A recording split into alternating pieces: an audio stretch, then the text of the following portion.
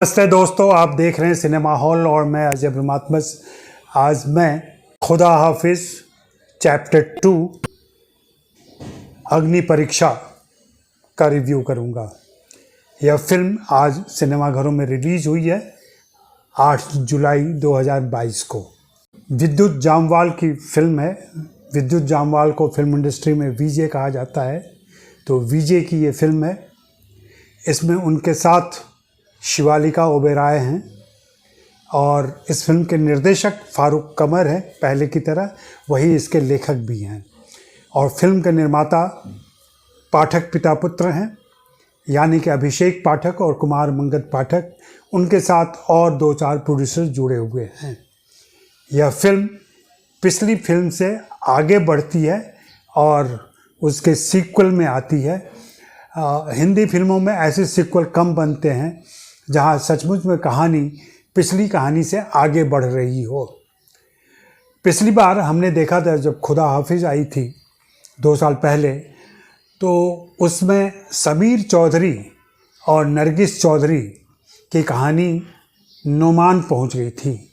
नोमान एक अज्ञात देश है और कह लें काल्पनिक देश है सिनेमा का, लेकिन अरबी भाषा के लोग वहाँ रहते हैं।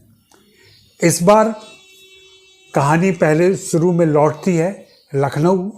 गौर करें, यह लखनऊ की पृष्ठभूमि पर बनी हुई फिल्म है और इसे निश्चित रूप से यूपी सरकार की सब्सिडी मिलेगी क्योंकि इसकी शूटिंग लखनऊ में हुई है। अगर फिल्मी कहानी कहीं भी वास्तविकता से मिलती है या उसकी कल्पना भी करती है तो यह लखनऊ की बहुत ही भयावह स्थिति पैदा करती है और यह बताती है कि लखनऊ में सब कुछ ठीक ठाक नहीं है। यह बात जरूर कही जा सकती है कि चूंकि फिल्म में एक बार 2011 साल इंगित होता है, तो यह वर्तमान सरकारों के पहले की सरकार है और उस सरकार में कौन लोग थे ये सब तो पॉलिटिकल चीज़ें खोजने का मामला हो जाएगा, लेकिन वो है। फिल्म की पृष्ठभूमि में अगर हम गौर करें तो ये सारी चीज़ें आ जाती हैं। बात करें अगर समीर और शिवालिका की, तो समीर शिवालिका नोमान से भारत लौट आए हैं और यहाँ शिवालिका अभी भी असहज है अपने जीवन में। दाम्पत्य उनका सही नहीं चल रहा है और वे लगातार काउंसलिंग में हैं। इस बीच समीर फैसला लेता है कि वह एक बच्ची को गोद लेगा, नंदिनी नाम की बच्ची। उसकी जिम्मेदारी लेता है, अपने घर ले आता है।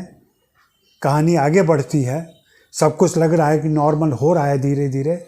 शिवालिका और विद्युत के बीच का संबंध ठीक हो रहा है, यानी कि नरगिस और समीर का। तभी एक दुर्घटना घटती है जिसमें वह लड़की खो जाती है। यूँ लगता है कि उसका किसी ने अपहरण किया है। समीर इस बात से बहुत परेशान होता है। वह अपनी बेटी की तलाश में निकलता है और यहाँ से यह फिल्म अपने उस मुकाम पे आ जाती है, अपने उस सड़क पे आ जाती है जहाँ से इसको अपनी ये कहानी कहनी है। यह फिल्म कई सारे मुद्दों को छूती है और कुछ सवाल भी खड़े करती है, कुछ निदान भी देती है। शुरू में जो काउंसलर है वह नरगिस को समझाती है कि कैसे जापान में टूटे बर्तन को फेंकते नहीं है, उसको सोने चांदी या किसी और तार से जोड़ने की कोशिश करते हैं।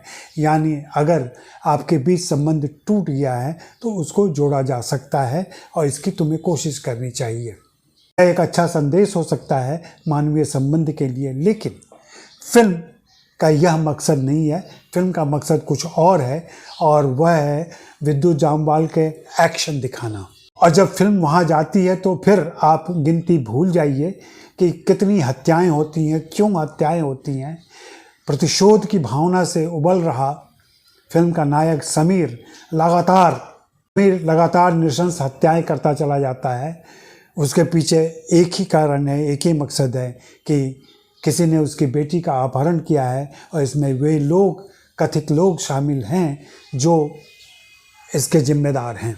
इसके तार दरअसल उस ठाकुर से जुड़े हुए हैं जो महिला किरदार हैं और जो बाहुबली हैं, दबंग हैं वहाँ की, और उनके पोते की कुछ ऐसी कारस्तानी हुई है जिसकी वजह से ये सारा खेल बना है, और वह नहीं चाहती कि उनके बच्चे पर किसी प्रकार की आंच आए। कहानी उनकी पृष्ठभूमि में भी जाती है। पता चलता है कि महिला ठाकुर ने अपने पति की भी हत्या की थी, अपने बेटे को विदेश भेज दिया था, और अब पोते को बचाने के लिए विदेश भेज देती हैं, और ये सभी इजिप्ट चले जाते हैं। हाँ, इस बार इस फिल्म में आप इजिप्ट के दर्शन कर पाएंगे। इजिप्ट इधर काफ़ी दिनों से फिल्मों में नहीं आया है, तो आप इजिप्ट को देख सकेंगे। इजिप्ट में पहुंचती है, हमारे नायक समीर चौधरी इजिप्ट जाते हैं, और फिर कैसे वहाँ के स्थानीय अवैध और गैर कानूनी लोगों की मदद से वे गुनहगार तक पहुँचते हैं, और फिर कैसे उसकी हत्या में सफल होते हैं। सारा मामला प्रतिशोध का है, सारा मामला हत्याओं का है, और नतीजे में क्या मिलता है? कोई ग्लानि नहीं है फिल्म के अंदर, कोई पश्चाताप नहीं है, कोई सुधार नहीं है, कोई दया भाव नहीं है, करुणा नहीं है। फिल्म आखिर में जहाँ ख़त्म होती है वहाँ एक बाहुबली का पतन होता है और दूसरे बाहुबली का जन्म होता है। क्या फिल्मों का मकसद अब यही रह गया है कि तमाम एक्शन दिखाने के बाद संदेश के नाम पर आप ये छोड़ें कि एक दुष्ट व्यक्ति का अंत होता है तो दूसरे दुष्ट व्यक्ति का उदय होता है। भले ही शुरुआत में वह रॉबिन हुड लगता हो, भले ही शुरुआत में वह दयालु लगता हो, भले ही शुरुआत में वह दीनहीन का समर्थक लगता हो, यह काम तो ठकुराइन भी करती थी अपनी प्रजा और समाज के लिए। मुद्दा ये है कि आखिर हम कैसी फिल्में बनाना चाहते हैं और क्या दिखाना चाहते हैं। क्या